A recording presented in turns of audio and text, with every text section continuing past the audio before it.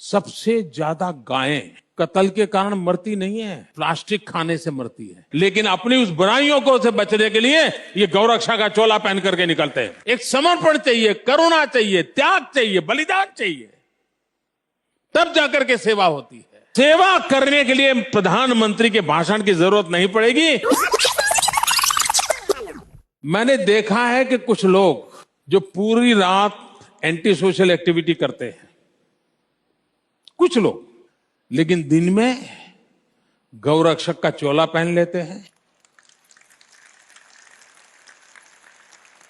मैं राज्य सरकारों को अनुरोध करता हूं कि ऐसे जो स्वयंसेवी निकले हैं, अपने आप को बड़ा गौरक्षक मानते हैं, उनका जरा डोजियर तैयार करो। 70-80% ऐसे निकलेंगे जो ऐसे गोरख धंधे करते हैं जो समाज स्वीकार नहीं करता है, लेकिन अपनी उस बुराइयों को से बचने के लिए ये गौरक्षा का चोला पहन करके निकलते हैं। और सचमुच में वो गौ सेवक है, तो मैं उनसे आग्रह करता हूं, एक काम कीजिए। सबसे ज्यादा गायें कत्ल के कारण मरती नहीं है, प्लास्टिक खाने से मरती है। आपको जानकर के हैरानी होगी जी, गाय कूड़े कचरे में प्लास्टिक खा जाती है और उसका परिणाम होता है कि गाय मर जाती है। मैं जब गुजरात में था तो मैं कैटल हेल्थ कैंप लगाता था, पशुओं के हेल्थ कैंप लगाता था, बड़े बड़े कैंप लगाता था। और उसमें मैं ऐसी गायों के बीमारी को उनके ऑपरेशन करवाता था।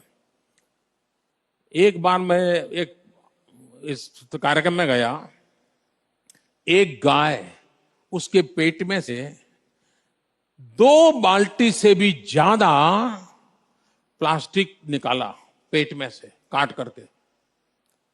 अब ये जो समाज सेवा करना चाहते हैं, कम से कम गाय को प्लास्टिक खाना बंद करवा दे और प्लास्टिक लोगों को फेंकना बंद करवा दे, तो भी बहुत बड़ी गौ सेवा होगी। और इसलिए स्वयं सेवी संगठन, स्वयं सेवा, ये औरों को प्रताड़ित करने के लिए नहीं होती है, औरों को दबाने के लिए नहीं होती है। एक समर्पण चाहिए, करुणा चाहिए, त्याग चाहिए, बलिदान चाहिए, तब जाकर के सेवा होती है। और इसलिए अगर हम सब कुछ न कुछ समाज के लिए करें। कभी हमने हमारे अखबार बांटने वाले को पूछा नहीं होगा कि भाई क्या करते हो, बच्चे कितने हैं, क्या पढ़, नहीं पूछा होगा। दूध देने आता है घर पे, थैली रख करके चला जाता है, कभी नहीं पूछा होगा। पोस्टमैन आता है, डाक दे जाता है, कभी पूछा नहीं होगा क्या है भाई।